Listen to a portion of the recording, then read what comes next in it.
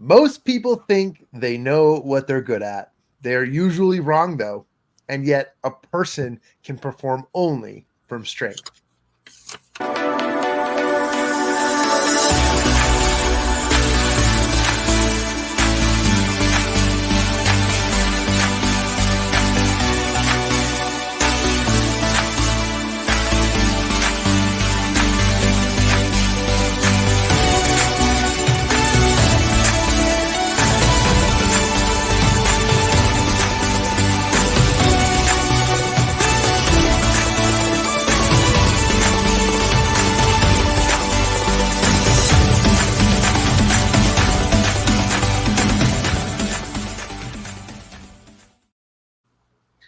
What's up, champions? Welcome to another episode of Champion Reads, where we go over best-selling books for our best life and learn the best principles. My name is William Blake.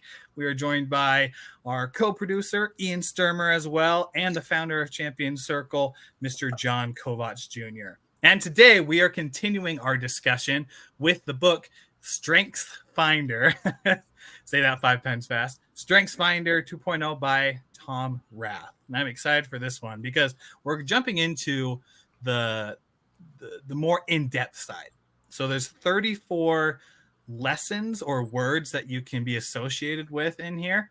And as we were talking in the back room, we thought it would be really cool for you listeners and for us as well to find one that resonated most with us. I know some of us have taken it multiple times, and some of us, not saying myself, have not taken it at all. So going over the list of words and being able just to see what our strength is that we see, and then maybe as we go on, maybe we'll talk about a word that the other person has a strength in that they might not see in themselves. Who knows? But we're going to jump into the words that we think we have strengths in. So I don't know out of us three, who wants to go first. Sweet. Let's head it up. I'll really quickly read through some of the strengths and what they call the themes and ideas for action. Because again, as we talked in our last episode, we talked about not focusing on your weaknesses, but strengthening your strengths, right? Working on what you're good at. And I love that the way they've just organized this. And there are 34, and in spite of reading all 34 just for boring you, there's a couple that really highlight out. There's like achiever, activator, analytical, belief, command, communication, competitiveness, connectedness, deliberative, developer. These are all like highlights that people can resonate with. Empathy, focus, futuristic, includer, individualization, learner, intellectual, maximizer, positivity, relator, restorative, self-assurance. That's a cool one. Significant, strategic, and woo are just a brief list of the 34. I want to kick things off because I literally just wrote a chapter in one of my books about this. And in a community of people who all took this quiz, this test, I guess it's an assessment, all at the same time, and then they all shared their answers with each other, I actually had a weird experience. And it's because I realized something about myself that I didn't know until the assessment proved otherwise. And all the way at the bottom is a term called woo, W-O-O. And woo is, as you know it, it's a wooer, someone who's good at wooing people. I am like to a T able to woo people, like how to win friends and influence people. I'm so good at attracting people into my world. And it is my number one top strength. And as a young college student, when I first took this, all the other college students around me, they were cool. They were like achiever and developer and individualization and futuristic and all these people, these really cool ones. My top strength was woo. And it was kind of depressing because I got made fun of for being a wooer, a people pleaser. That's what they related it to. But I'm happy to acknowledge that this experience was very, very helpful to me. Because as I read into the idea of woo, I quickly reminded myself that it's not a people-pleasing, a negative skill set, but wooing is actually one of the world's top recruiter-based skill sets, and I'll share with you just a little bit about it, and then I'll invite you guys to kind of comment on it and make fun of me as well if you'd like, and bully me. I'm just kidding. Don't bully me, please. Always. Who said always? But for woos, it's very, very interesting. Here's the definition of it. Here we go. Woo stands for winning others over. So how to win friends and influence people. You enjoy the challenge of meeting new people and getting them to like you. Strangers are rarely intimidating to you. On the contrary, strangers can be energizing. Woo sounds like this. Deborah, she's a publishing executive. I've made best friends out of people that I have met passing in the doorway. I love that example. And then just a few other cool things about it. And I'll tell you my personal example is, ideas for action, like how to use woo. Choose a job in which you can interact with people over the course of a day. You can, in social settings, take responsibility for helping put reserved people at ease. And then there's stuff like practice ways to charm and engage others for better results, and helping people. These are all qualities of a woo personality. And if I was a hiring manager, I would look for someone in the form of a sales representative. I would look for someone who has a strength in woo, because woo is not only a really positive attribute, it's not toxic at all. In fact, it's somebody who cares deeply about people around them. And then, one of my second strengths was also inclusiveness. And I realized that the woo activates the inclusiveness and created more of this idea that not only do I love to meet new people and I thrive off of that, but I like to include them in experiences. I like to keep them in an environment where they feel not only excited, but safe. And I'm so hyper aware of my surroundings that becomes something really, really interesting. So I wanted to kind of bring up the word woo to you guys, because in some of our meetings, we talk about how woo is someone who's kind of like a spiritual, and maybe they think of like natural remedies or something like that. But in this context, woo is literally winning others over. And I want you and the listeners of this podcast to see it as a positive thing. This is a really positive thing. And I actually wrote a chapter about it in a book recently. You can go check it out. It's called The Book of Human Empowerment. And I talked about how woo is a great strength. But I'm curious, what are your guys' thoughts on woo, and how does that resonate or not resonate with you? I'll pass it over to you.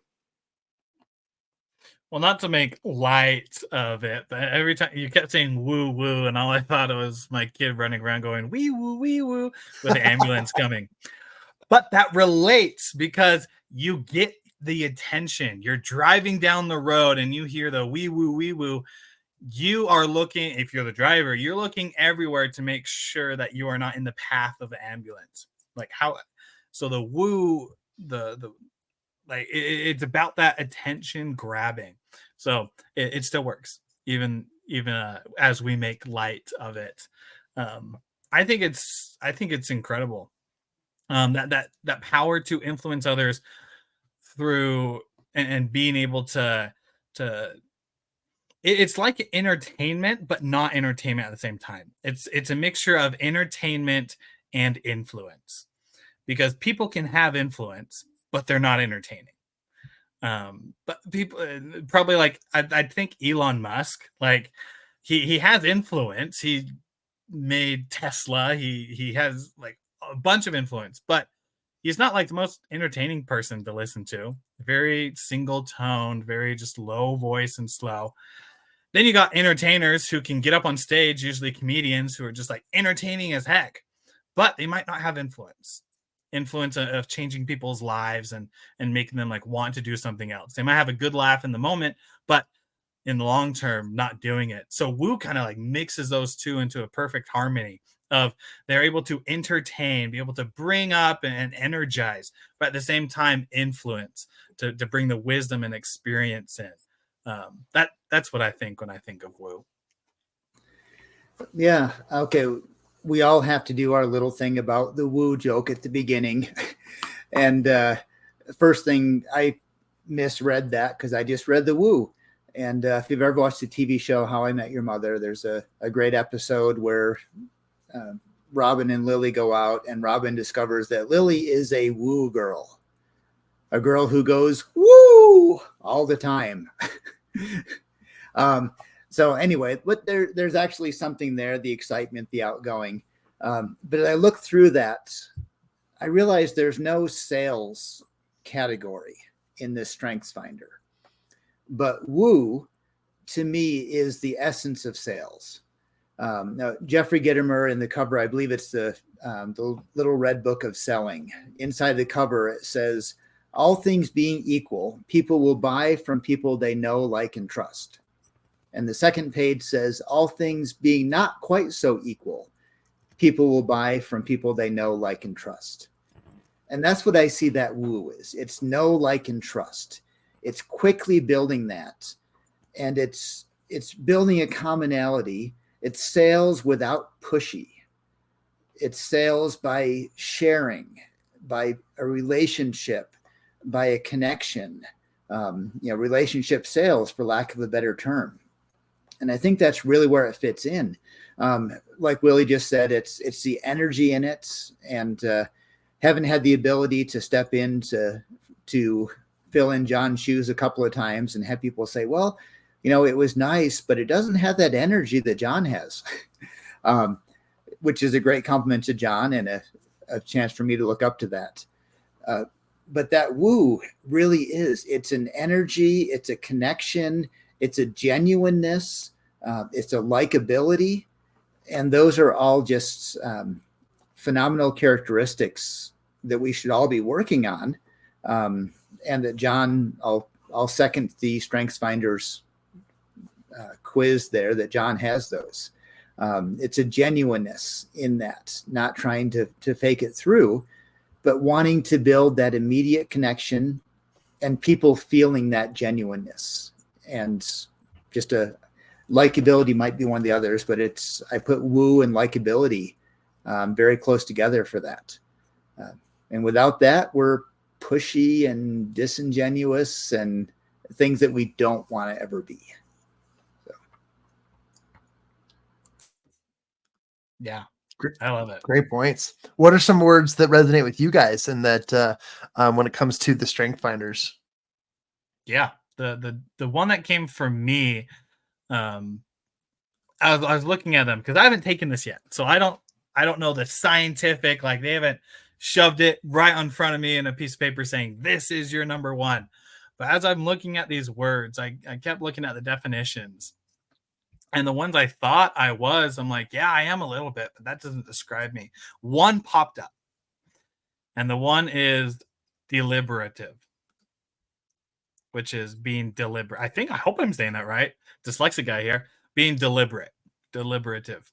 And it says that people exceptionally talented in the deliberative theme are best described by the serious care they take in making decisions or choices. They anticipate obstacles. And I think I think I'm also great with adaptability, great with flexibility. But the cool thing is that under the surface, I'm always thinking about the risks that are going on.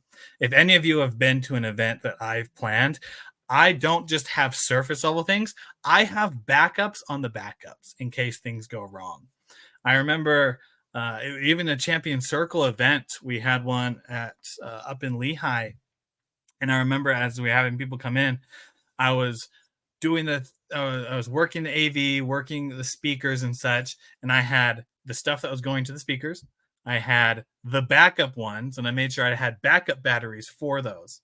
And then as we were going through the event, I'm looking around, making sure things are in position. I'm taking pictures and videos from different angles, knowing just like, okay, we have this event, but people are going to want to come to more events after because we provide so much value. So I want to make sure that like all these problems and challenges that aren't just like in the moment, but in the future keep popping up in my mind. So I thought, I'm just like, that is so me. And if I could read a little snippet that I see, it says, you are careful, you are vigilant, you are a private person, you know that the world is an unpredicted place. Everything may seem in order, but beneath the surface, you sense many risks. Rather than denying these risks, You draw each one out into the open, then each risk can be identified, assessed, and ultimately reduced. And I'm like, yeah, I joke around, and I don't think I'm too much of a private person, but I still think that when it comes to risk level and stuff, absolutely, I love analyzing it, and I love just having backup plans on the backup plans, because it really doesn't take that too much effort to do. But when those things happen, it's so relieving that we already know that something's already covered. So that's the word that comes to my mind. Yeah, love that. And as you say that, I'm seeing your picture in that definition. It did make me wonder, deliberative versus a little bit OCD, maybe, but it fits in with that. And that idea of planning everything out and structuring things, and not just fly by the seat of your pants as you're doing it, but I love how, as I attend some of your events and am here as watching your leadership in these things, you know exactly what the purpose is in what you're doing. And everything is designed to go toward that purpose. And your contingency plans are in place. And I think that's just a great leadership characteristics. If I can make not saying anything is better than another, but just a comparison with John's side, I look more at sales. Your side, I look more at the leadership aspect. And just that dedication to detail and planning ahead is just a great trait for that. I love that. And what I'll add too is, I never thought of you in this context, Willie, and without having actually taken the quiz. Obviously this is a strength that many people have, and since it resonates with you, it's very interesting, because first of all, you are careful, you are considerate, you're very detail oriented, systems on systems on systems, right? And backups. And that's really, really important. What makes sense to me as a business owner and an employer, I look at like how to utilize this person and their strength, and also, what to look for. And one of the things here, it says, working with others who have deliberative. Ask this person to join teams or groups that tend to be impulsive. That person will have a temporizing effect, adding much needed thoughtfulness and anticipation to the mix. And I'm like, well, duh, this is perfect. One of the reasons why it's a perfect fit to what we do is I'm so impulsive. And today, I was making decisions left and right, and Willie brought it back to, hey, let's think about this from a strategic point of view. And it was very, very warming and helping and really understanding of the processes that we were going through. And so absolutely, touche. I mean, that's you to a T. And I love that you brought this to the discussion today, because there's so many people out there that are so necessary for groups and the communication styles and the effectiveness of teams that come from a deliberative strength. So I love that. Thank you for sharing that. No, thank you for boosting me up on that. I was expecting us to deep dive into the word, not myself, but thank you so much for it. Yeah, it's really interesting that, like the quote we said at the beginning, we think we know our own strengths when we might not. And because of that, like, how can we focus on our own strengths if we don't know? And so having third parties come in, having our friends, like, being able to have these discussions where we're able to talk about these different words, talk about who we are and what other people see in us. They're very revealing, because it gives us those moments to focus more on our strengths rather than what we think is our strengths, but in reality, it might just be something we're good at or just decent at.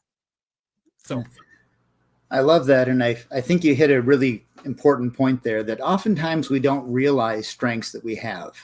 And again, I need to go through this test or quiz to see where I fit in. But I had a conversation not long ago with a friend, and she was really kind of depressed. And I started going through some of the aspects of her life and things that she had accomplished. And at the end, she's saying, wow, I thought you were talking about somebody else this whole time.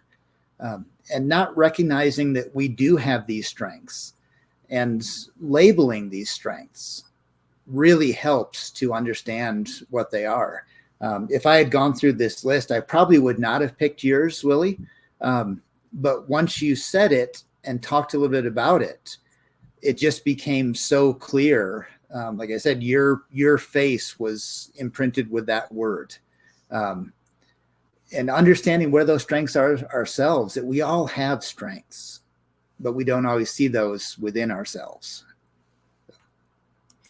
And speaking of seeing within ourselves, Ian, I want to hear about what your word is that you picked. Okay. Maybe this is what I want, but I think this fits into one of my strengths. I picked ideation.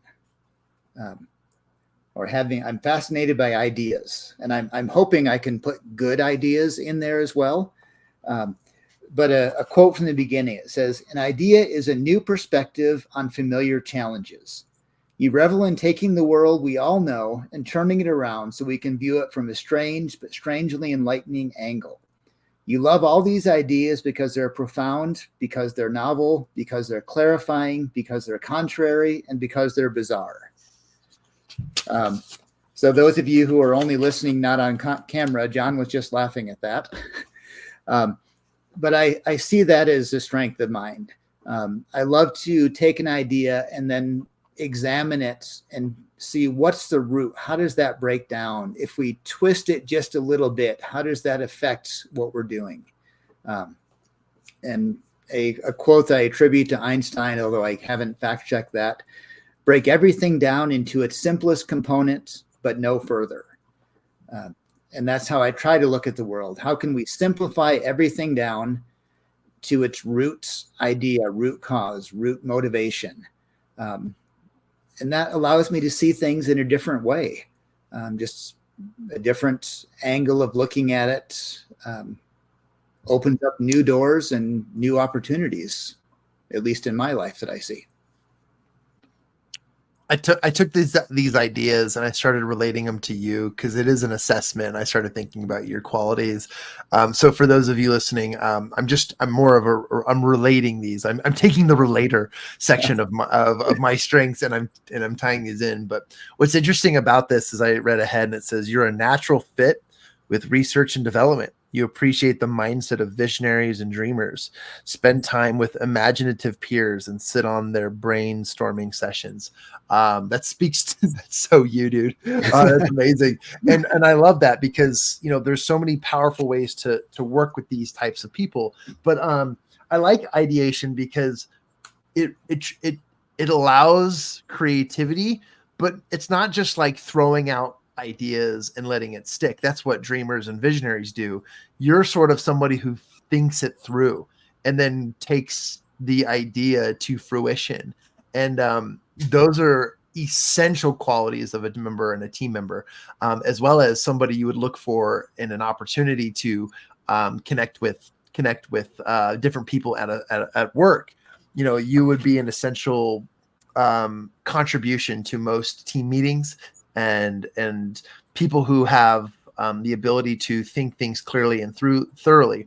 And if you think about it, like in a lot of our team meetings, it's not rare, but oftentimes Ian will think about the question before we dive into conversation, and there's a lull in conversation until someone jumps in, and then he builds off of those ideas. And I think it's because he's thinking it through. But what's cool about this strength as well, and I'll just go back to the first sentence you said there, stretch the circle wider, see it from a different, bigger picture. And I think that's very valuable, and what a cool strength to have, because ideally it allows you to be aware of what is literally being discussed, conversed, and what is being carried out as a team. So I think it's just really cool. Thank you for sharing that. And I totally see it. Thank you. I'd agree with that. It's the ideas of it's not just coming up with the ideas, it's the connecting of them to other things. So you're great at connecting those ideas, and this principle of ideation is that connection which is so important because I'm trying to remember the quote. It's like a thought. It's like I'm going to mess it up. It's like a dozen thoughts. No, a thought is a dime a dozen, which means that each thought is less than a penny until you take action on it, until you start connecting with it. And so each of us have hundreds, if not thousands of thoughts a day. Mm-hmm. All of them are worth less than a penny. But Ian, you're so great at being able to take those ideas and then continuing on with them to where they start growing in value. Then you bring it into the universe and able to create the blueprint for it, and like you're the imaginative side of things of connecting and integrating it just seamlessly for all ideators and yourself. It's a wonderful attribute that is just fantastic for really any team that needs the kind of just that the beginning of, instead of just chucking ideas into the universe, let's connect them to start. So you're like the starting line for people, instead of just being like, we're just going to have this idea of having a running event. You're like, here's the starting line. We're going to connect that to you need to run. You need to have a finish line. You need to have timers to race it, like all those to connect. Thank you. This is a good ego boost, I think, for all of us, but a genuine one, as we see these characteristics, and it helps me to see that maybe what I looked at initially is more than just a wish, because I honestly looked at it and said, this is what I want to be. I think I am as well, but it's also where I would like to see myself. And maybe that's an idea to look at these strengths and see, what do we build on, and what are the strengths that we want to have? Because I think the ones we want to have, we actually do have somewhere within us. If we find a way to pull those out. I love that you said that. And my recommendation, take it as you will, is do not take the assessment with the hope that you'll be something, but take it with the idea that you're open to unearthing, unveiling your true greatest strengths according to this scientific-based assessment, because you will be surprised at how strong you are in various categories. However, what Ian just said is so important, because he really resonates with this quality. Willie, the quality you described, you really resonate with that one. And these were both two that I literally had to sit here and read through them because I'm unfamiliar with them, but yet they made so much sense. And so if it does resonate with you, Ian's right. You have that in you, and you have a desire to build that strength up. Not one person in the world, I guess I should say this differently. These are all strengths that are available to you.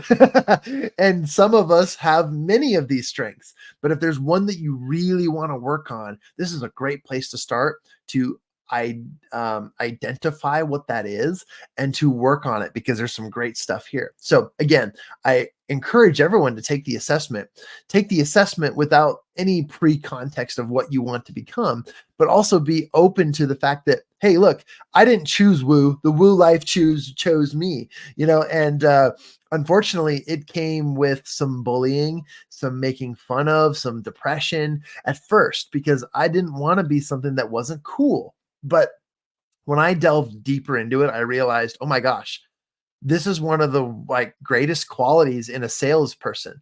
When it comes to marketing, this is one of the greatest attributes to have when it comes to attracting people. And so am I a valuable person in the workforce? Yeah, you should see how many job applications people send me to apply for their company on LinkedIn each week. I have to go through so much spam because people want me to work for them. And so I end my thoughts and conversation today by saying, I encourage you to take the assessment. But even if you don't take the assessment and you do what Willie and Ian have done today, and you just pick something that works well and resonates with you, read through it and realize, I would like to develop that strength. And I would like to become this better. And don't do it on the basis of being cool, but do it on the basis that Willie and Ian did, which is why it resonated with them. They thought these were really, really relatable qualities and attributes and strengths that they would like to continue to work on. So that's my recommendation. Take it as you will, but also I can't wait for you to discover your personal strengths, because it's literally a theoretical cape waiting to be worn as you understand exactly what your superpowers are. Yeah, I definitely am not cool with mine, for sure. No, but as we finish, for the challenge for each of you champions, as you're listening and have gone to this part in the episode, take what John and Ian have said to heart. Like, it really comes down to, let's discover who we are. Each of us want to be cool in our own separate way, and we think that certain aspects are what make that individual cool, and we have to have those. But instead, why not just be ourselves? And why not be cool that way? If you think about it, many people might think we're cool. Many people think that we're not cool. If I am not myself, it is hard for me to remain in that ideal spot, because I'm living a lie every day of my life. But if I'm able to understand who I am, what my strengths are, and work on those and really just be myself, that's where the championship comes in. That's where the legends are made. Those individuals are themselves. They're so strong in a few areas that we see them on a pedestal. Not because they're on a pedestal, but simply because they are themselves. So the challenge for you is, like John said, as you go through this, keep in mind, go through this with the intention of, at the end, discovering a little bit more about yourself rather than trying to be the cool one.